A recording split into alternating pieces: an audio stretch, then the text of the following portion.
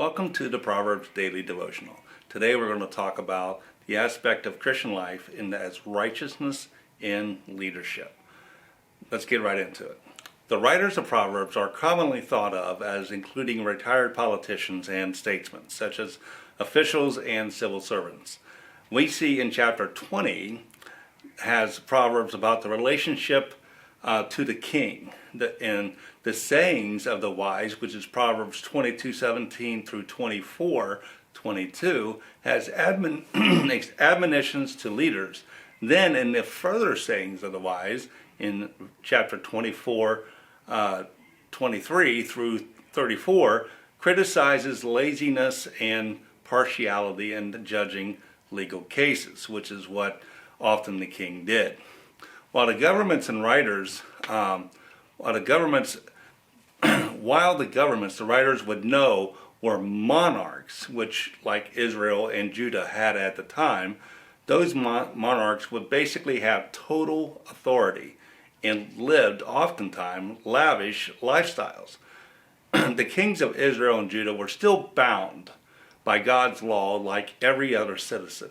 And the Old Testament has numerous times when prophets confronted kings for their evil ways, such as David's adultery and killing of her husband in 2 Samuel 11, and Ahab's murder of Naboth and taking his vineyard in 1 Kings 21, and countless of other violations of idolatry and corruptions that were done by other kings. We can see in these proverbs the idea of equality of every person, either common or high society. Before God and his laws, they were on level playing field, at least in theory. These proverbs are not just for some ancient society, but are equally relevant today.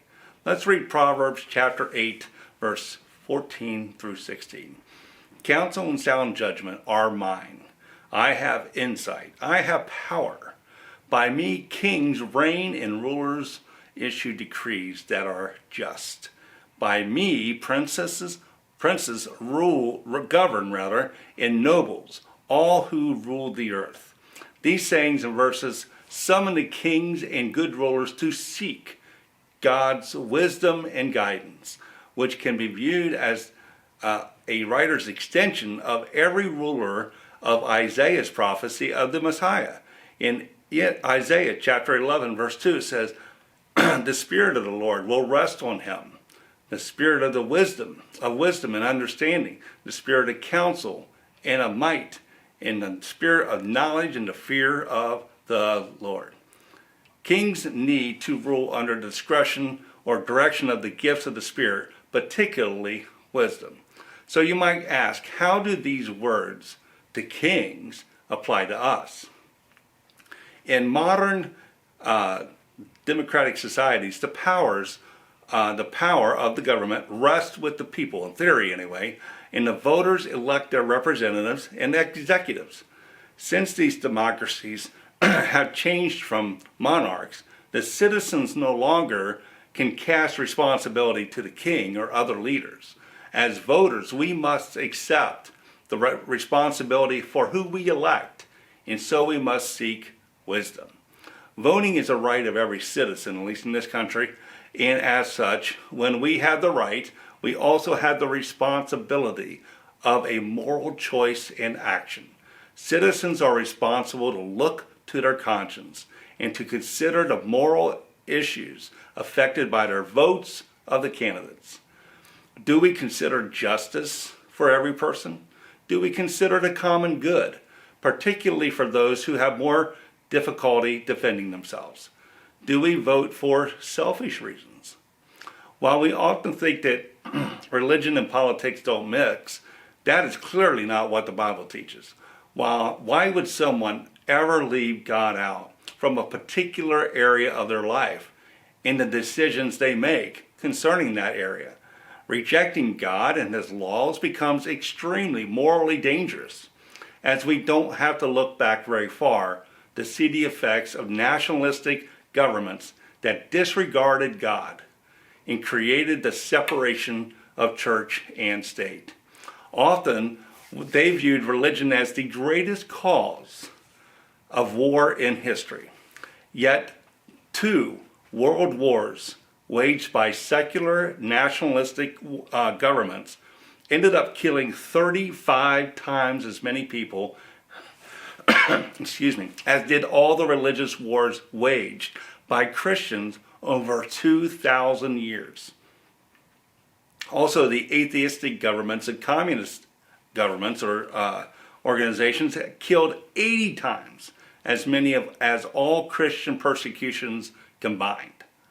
So instead of removing God and his moral laws from politics, we need to see public affairs as one of the most important areas that we need to seek his wisdom. So politics is where people select officials that determine the laws and how society even functions. So including God's truth, laws, and goodness and wisdom is absolutely imperative. That is easily one of the most important areas of life to include him, not exclude him. Proverbs 16:12 says, "Kings detest wrongdoing, for a throne is established through righteousness." While we as voters in a democracy have a good deal of power, the elected leaders still have responsibility. Let's look at 2 reasons for that responsibility. One is, the decisions made by political leaders affect a lot of people, not just potentially in their area, but even beyond our borders. Any evil done by these leaders will have greater impact than the sins of a single citizen. When officials push laws that can marginalize or even harm those that are easy to take advantage of, such as the poor or other groups that can't defend themselves, like the unborn, even laws that undermine marriage, those actions have serious impact on the very basis of society.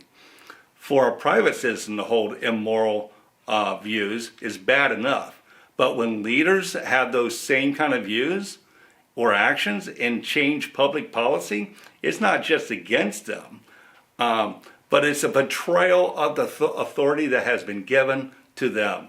Second, all political authority ultimately comes from God. It is up to the leaders to be righteous with that authority. Since all authority comes from God, it is our responsibility to keep God's righteousness, truth, and goodness. So no matter the public popular support for a law, if it doesn't uphold God's ideals, it is not something that we should support or certainly not allow. Proverbs 14:34 reads, "Righteousness exalts a nation, but sin condemns any people."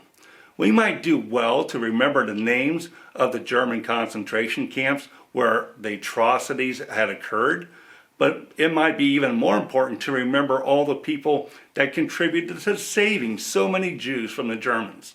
There is a distinct difference in nations that commit acts of sin and the nations that are more righteous. No nation can sit around and just look at these atrocities that Nazi Germany committed and say, at least we're not as bad as they are. That would literally be pharisaical. All nations have some sin in something they are not doing right or not being righteous, and we need to strive to be a righteous nation. Sin can become so widely accepted that society takes it for granted. We can look at the pornography industry and how it has become a sex trade industry, which enslaves women and children. We need to be a nation of both individual righteousness and institutional righteousness, and only then can we truly be exalted by God. And Proverbs 29:2 says, "When the righteous thrive, the people rejoice, and when the wicked rule, the people groan." While this saying may seem obvious, let's look at it a little closer. Secular folks have virtually no interest in righteousness of leaders or policies. They ask, who are you to determine what is righteous or wicked?